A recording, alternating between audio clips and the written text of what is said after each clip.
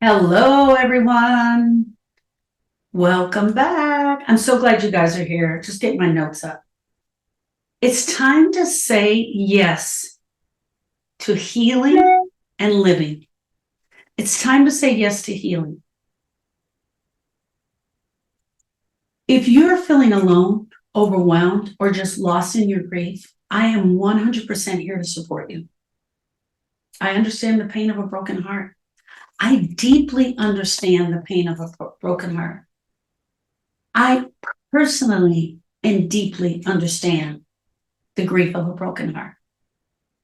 I've had loss in my life multiple times, not just death. I've been there. I know what it feels like to want to talk to her so bad, to just talk to her one more time. I know what it feels like to need advice and she not be there. I know what it feels like to need that recipe and your dad's not there any longer. And he never showed you the full recipe. I know what it's like to walk along a sister who has lost a child. I know what it's like to have to tell you that same sister she's lost a second child. After the death of my nephew, Austin, I thought I would never really live again. I honestly thought that I was going to be, I don't know, in this weird space for a very long time. I was consumed by grief and learning everything that I could to help my sister. I was doing all the work to find out everything I could about grief. And the entire time I was dying on the inside because I wasn't talking about my own grief. But then something changed for me. Something changed for me.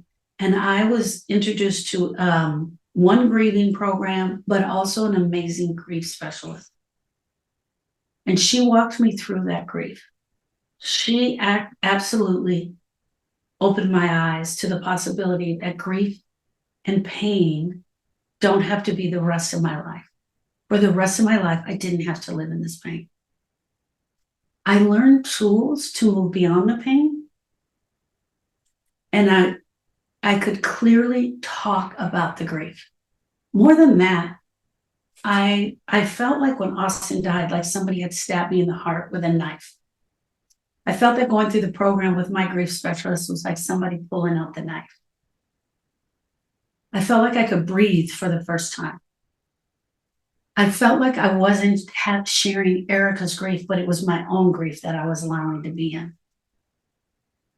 I could look at Austin's pictures and talk about them. I could have conversations about him with his name in those conversations without absolutely breaking down and crying. The experience was so transformative for me. I knew instantly the next day that I wanted to dedicate my life. The next day after my class ended, my 12-week program ended, I knew instantly that I wanted to dedicate my life to helping others, helping them find a way through grief. And you know what?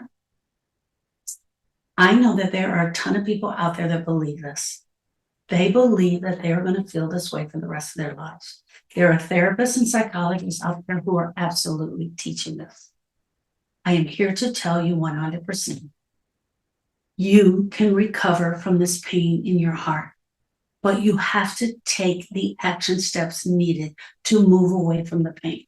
I'm not going to try to convince you on that. I just want to tell you this. I'm going to ask you this one question. Do you feel like crap every single day since your person has left? Are you failing at getting to work on time, at getting out of bed, at getting back to living again? Are you unable to see how you're going to get to 2 months, 3 months, 4 months? You don't have to live that way. You will miss them. I promise you, you will miss them. But you don't have to live in pain. Saying yes to healing is saving your life. You're saying yes to saving your life. You're saying yes to you enjoying an authentic life without the pain. When Austin died, it felt like someone took a knife and stabbed me right in my heart. When I finished my program, it was as if my teacher had reached in and pulled that knife out. Think about this, my friends. Where that knife went in was a hole, caused a hole. Blood was dripping out of that hole. When she pulled that knife out, the hole closed up. The blood stopped seeping out. I will forever know where that spot is on my heart. I will forever long for Austin. Today I was at the DMV and my husband was with me and he called me from behind. He said, Sharon. And when I turned around, he was pointing to the floor and on the floor was a penny. And that penny is a huge representation to us of Austin.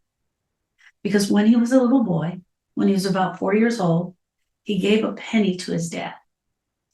And his dad said, yes, son, this is a penny from heaven. And anyone who knew Austin knew that that was his favorite thing, was to find pennies. And he would give them to us. This is a penny from heaven. Little did we know that he was lining us up to look for these pennies and enjoy receiving these pennies. Yes, my friend, I can find a penny and it just brings joy to my life.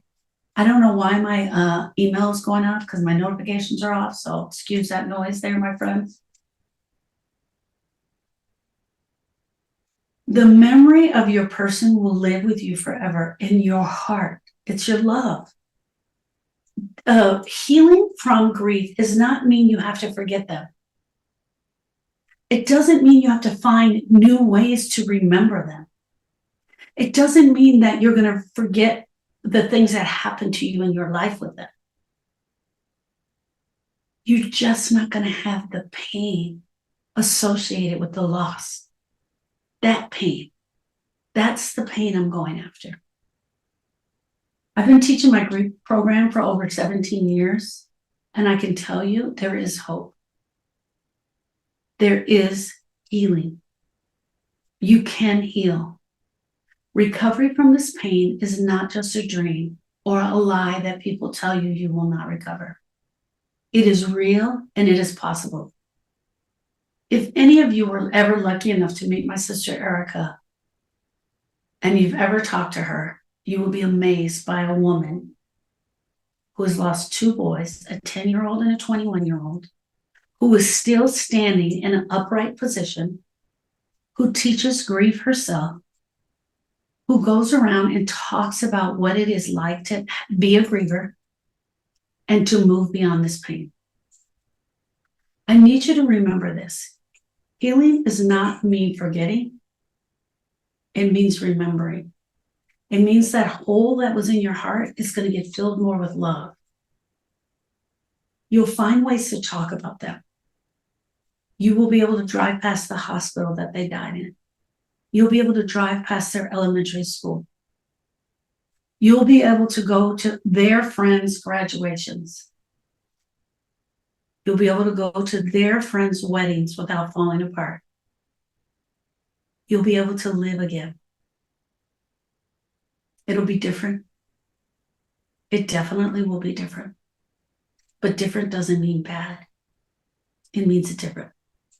So if you're ready to start this journey, if you're ready to heal, if you're ready for recovery, I'm here to help you. Click the link below, get my bio, and set an appointment to meet with me. That's number 1. Number 2, I'm starting something new and it's a grief support group. It's called the morning meeting. There'll be 2, 3, 4 a month. I have a calendar. When you click that link in the bio, the morning meetings will be in there. You can sign up and get on my email list. And there I will send out invites to come to the morning meeting. In the morning meeting, we're going to just be sharing our grief. Women coming together who are broken, who want to share the grief, who need to share some area that you're stuck in, who wants to talk to other women, who wants to hear that healing is possible, who want to talk to someone who's 3 months ahead of you, who's 1 year ahead of you, who's been through the program already, who's continuing to do their work in the program. They're all in the morning meeting, my friend. join us there. I'd be honored to have you. Thanks, friend.